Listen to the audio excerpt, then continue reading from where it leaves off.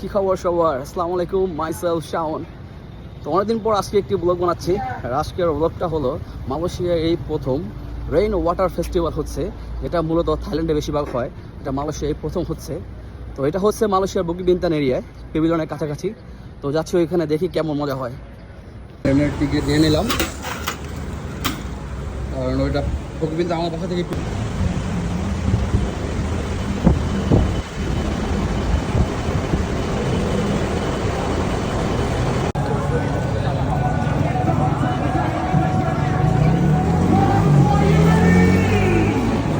এখানে খুব easy location, লট ten shopping মলের সাইডে পেভিলিয়ন শপিং মল এখানে হইতেছে।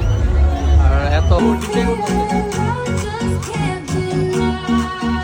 আমরা এখন আস্তে আস্তে করে ভিতরে যাচ্ছি।